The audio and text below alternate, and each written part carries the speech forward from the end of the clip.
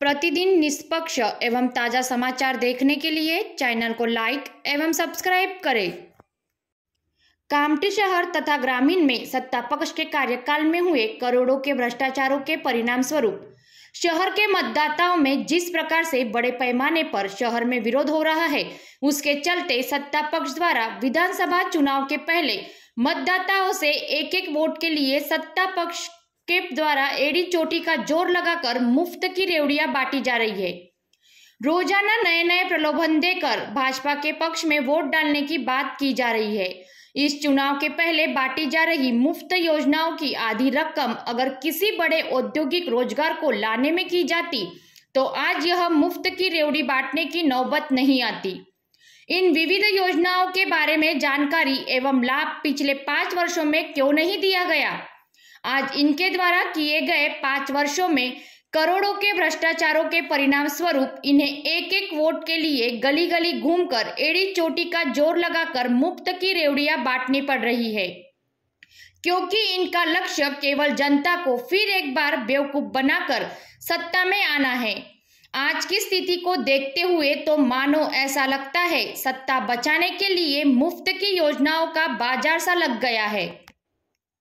304 अंगणवाडी सेविकांना 1,15,00,000 रुपये आपण आधुनिक सायकल देण्याकरता काल मंजूर केले। आपल्या नागपूर ग्रामीणच्या कविताताई, आपल्या उपलब्धताई सांगतो ना मी, ग्रामीणच्या आपल्या अंगणवाडीची ऑर्डर आणली का? आशा वर्करचे वेगळे आहे। ग्रामीणच्या अंगणवाडी सेविकांना 4,424 सेविकांना 2,21,00,000 रुपयांचा काल सायकल देण्याकरता निधी मंजूर झाला। त्यांची ऑर्डर आज आपली निखिल इंग्रज देईल। आशा करता नागपूर शहर आणि नागपूर जिल्ह्याच्या 1157 आशा यांच्याकरता 58 लाख रुपये आज आम्ही दिले सायकल करता। नागपूर ग्रामीण मध्ये 1910 आशा सेविकांना 1 कोटी पुरस्कार दिले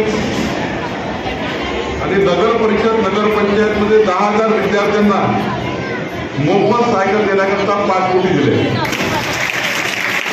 नगरपालिकेत शिकणाऱ्या सर्व शाळांच्या मुलांना आपण 10,000 विद्यार्थ्यांना मोफत सायकल देतोय। 10,000 विद्यार्थ्यांना 10,000 विद्यार्थ्यांना मोफत सायकल, आशा सेविकांना सायकल, अंगणवाडी सेविकांना सायकल, सर्वांना सायकल देतोय। आणि यातनं घरोघरी जाणाऱ्या आपल्या ज्या सेवा आहेत त्या समोर जाणार आहे।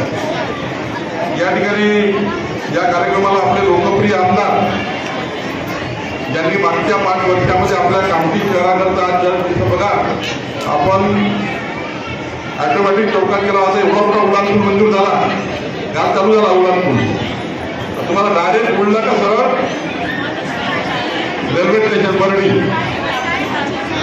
इतका मोठा उड्डाणपूल काल मंजूर झाला आणि काल त्याचं उद्घाटन झालं का नाही उद्घाटन? आज तुम्ही जर नागपूरला जायचं असेल तर इंदोरा काय डायरेक्ट वरून तिकडे सरळ वर्धेवर जाता येतो। आता मेट्रो रेल्वे येत आहे कामठीला, आपलं शहर मेट्रोचं शहर होत आहे। आपली मेट्रो कलांच्या शाही मंदिर पण चालली आहे।